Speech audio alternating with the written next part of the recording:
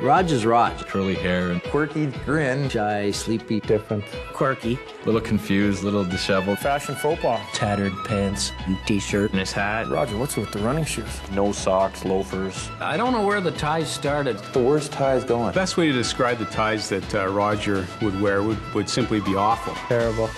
A little colorblind at times, too. From the get-go, I knew he was a good man. He was an angel. He cared for the people that were around him. If you're a friend of Roger's, you're a lucky person. In my life, I have very much to be thankful for from my lessons that I learned from Roger. He was way ahead of his time. Creative, out-of-the-box thinker. Captain Video. Captain Video. Captain Video. His teams were always prepared. He never left a stone uncovered in his preparation. He was always thinking about hockey, non-stop. Obsessed with hockey. Best coach I ever had.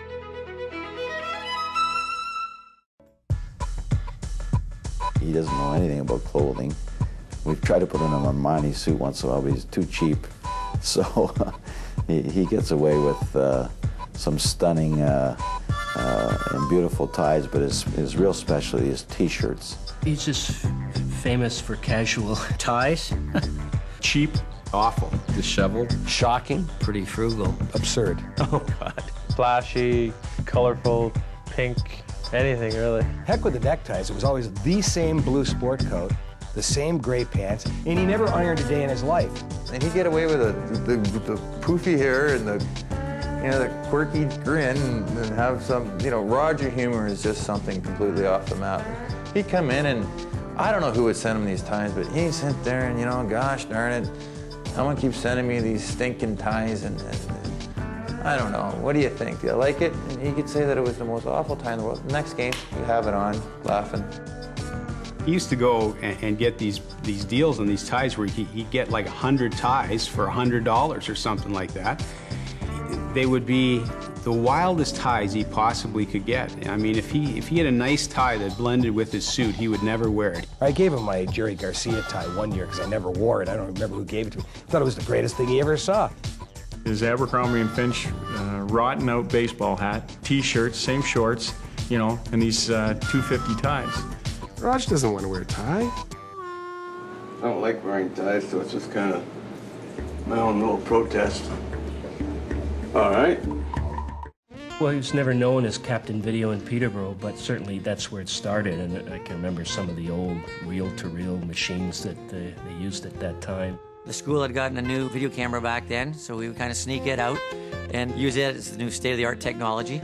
Right back then, he realized the value in being able to show players kind of the positive things they were doing, and he was always big on showing the positives. I remember the gymnastics he used to go through to get the tape of the opposition, and it would be about a 4-hour ordeal to go through the tape and pull off the stuff that he wanted to get. When the video first started, it was the same as anything that was new. As a younger guy, I thought it was excellent, and the older guys thought it was horse.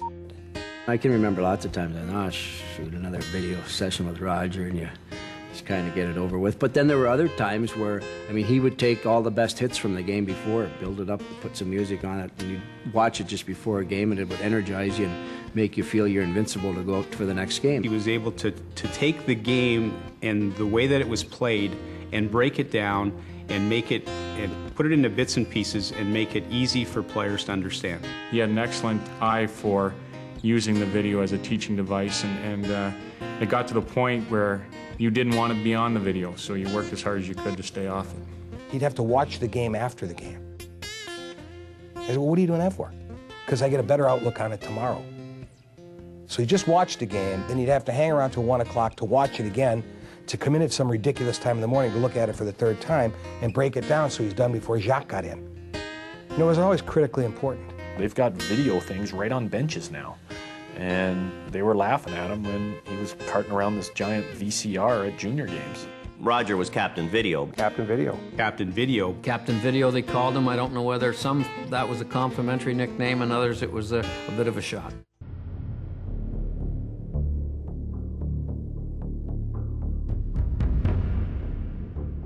In the famous Canuck-Blackhawk incident in Chicago in the '82 playoffs, Roger wasn't happy with this referee's work that night. Chicago had had a pretty good lead at that time. All the calls were going against us. The referee, I think, gave us 4 penalties in a row. I was on the bench and I said, Rod, let's throw the sticks on the ice. And he said, oh, I did that before. He says, no, let's surrender. I look over at our bench and I see Roger holding a hockey stick with a white towel on the top. Roger Neilson has a towel. He's waving the white flag. When we came back to Vancouver after the game to finish this series off, the towels came out. To this day, there's sports fans, not only in the game of hockey, they'll wear all reds or all whites or all blacks. That all was because of Roger.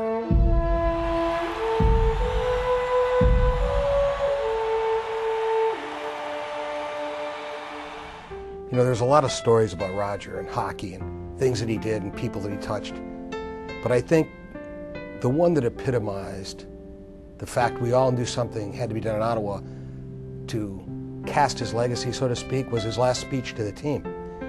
We were down 3-2 in the semifinals against New Jersey Devils, heavy favorites to win the Stanley Cup again. And Raj was to come in before the game, as he always did, either do the penalty kill for the players and Perry Pern do the power play. And Raj says, Perry, I'm going off the map today. And he stood in front of the team and he said, fellas, I want to tell you something. You've got a chance to do something special, something really unique. But you may not be here again together as a unit. And I've never seen a team more together than you guys. And he took off his hat, he showed my haircut, maybe 90 pounds. And he said, leave it all out there tonight. Don't have any regrets. I certainly don't. Obviously, it was so emotional. The big Z turned and said afterwards to me, he said, you just wanted to go out there and just fight, just compete. Because here you saw this guy, and never once did he complain. And we all talked about it afterwards as a group, players, management. And I remember going to the president of the foundation, Dave Reddy, and reminding him, you know, what this guy has done and what he meant. And there are 3 things that we thought about. Roger, his faith, obviously, his love of hockey, and the sincerity around children that he had throughout the world, going over to Israel, teaching them hockey, the times that he spent with the kids. You talk about a hat trick of fondness. When you put together those 3, it's a winner. And we said, you know what? We need to do something for kids in Roger's memory. And ironically, we all came up with something similar to Canuck Place. And we knew Roger knew very well about Canuck Place because he had coached Vancouver and always talked about how great it was and what a contribution that organization gave back to the community. So on a Wednesday before he passed, I gave him a call and we talked about it. And he, typically humble, he said, why me? I said, Raj, because of everything you've done. And we want it to be yours. And then he came up with the idea of putting all these different artifacts of his into the house, and it blossomed from there. And here we are in a house that he'd be so proud of. We've already seen 400 kids pass through for pediatric palliative respite care. And it's something certainly that Roger Neilson is up there smiling about today.